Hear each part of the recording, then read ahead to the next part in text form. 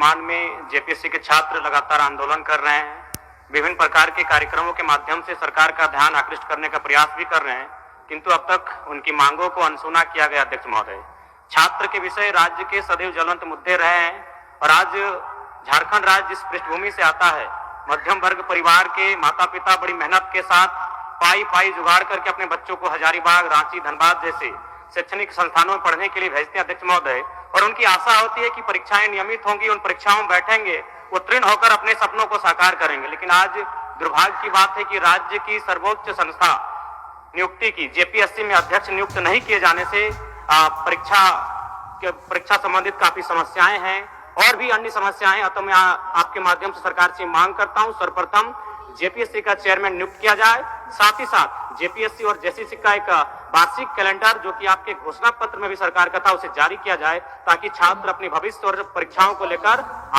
एक पॉजिटिव हो सके। धन्यवाद अध्यक्ष महोदय। माननीय सदस्य श्री अमित कुमार यादव जी। एजेंसियों के माध्यम से उनमें कई शिकायतें हमें मिली हैं, जहां कार्य करने के बाद उन्हें हटा दिया जा रहा है। अध्यक्ष महोदय, दूसरी बात अध्यक्ष महोदय, मैं जानना चाहता हूं कि डुमरी विधानसभा में एक भी ऐसे विद्यालय का हमें उदाहरण दे मंत्री महोदय, जिसकी हम निगरानी खुद का निरीक्षण करना चाहेंगे, और हम जो मंत्री महोदय कागज में लिख के दे रहे हैं धरातल पर वो है कि नहीं, हम स्वयं देखना चाहेंगे। डुमरी विधानसभा के विद्यालय का उदाहरण देखना चाहेंगे। आपका कागज की मांग है ना? जी, हमारा डुमरी विधानसभा का।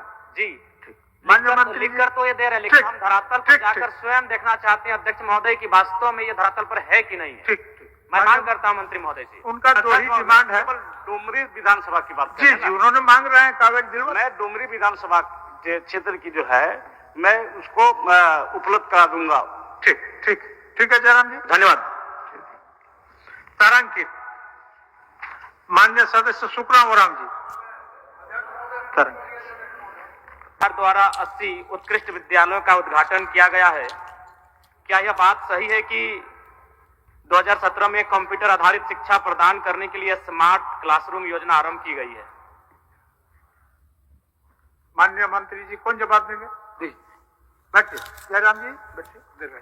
अध्यक्ष महोदय, माननीय सदस्य का जो प्रश्न है, इनका प्रश्न है कि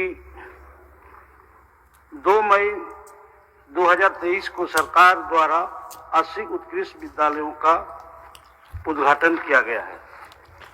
अध्यक्ष महोदय, ये राज्य सरकार द्वारा नीतिगत निर्णय लेते हुए विभागीय संकल्प संख्या 22 से 15 दिनांक 29/10/2020 के आलोक में राज्य सरकार अंतर्गत कुल 80 उत्कृष्ट विद्यालय जिला स्तर पर संचालित किया गया है। माननीय सदस्य जो प्रश्न है कि 2023 में उत्कृष्ट गया, और दूसरा उनका यह है माननीय सदस्य का कि कंप्यूटर शिक्षा आधारित शिक्षा प्रदान करने के लिए 2017 में आईसीटी योजना क्रियान्वित कराई गई थी और स्मार्ट क्लास रूम योजना वर्ष 2022 में प्रारंभ की गई। इसमें भी उनका जो सवाल है उत्तर है। और कुछ पूरक प्रश्न जयराम जी? अध्यक्ष महोदय, मैं पूरक सप्लीमेंट्री क्वेश्चन है आपका? नहीं महोदय, मैं जानना चाहता हूं कि जो लैब टेक्नीशियन की बहाली होती है एजेंसियों के माध्यम से, उनमें कई शिकायतें हमें मिली हैं, जहां कार्य करने के बाद उन्हें हटा दिया जा रहा है। अध्यक्ष महोदय, दूसरी बात अध्यक्ष महोदय, मैं जानना चाहता हूं कि डुमरी विधानसभा में एक भी ऐसे विद्यालय का हमें उदाहरण दे मंत्री महोदय, जिसकी हम निगरानी खुद का निरीक्षण करना चाहेंगे, और हम जो मंत्री महोदय कागज में लिख के दे रहे हैं धरातल पर वो है कि नहीं, हम स्वयं देखना चाहेंगे। डुमरी विधानसभा के विद्यालय का उदाहरण देखना चाहेंगे। आपका कागज की मांग है ना? जी, हमारा डुमरी विधानसभा का।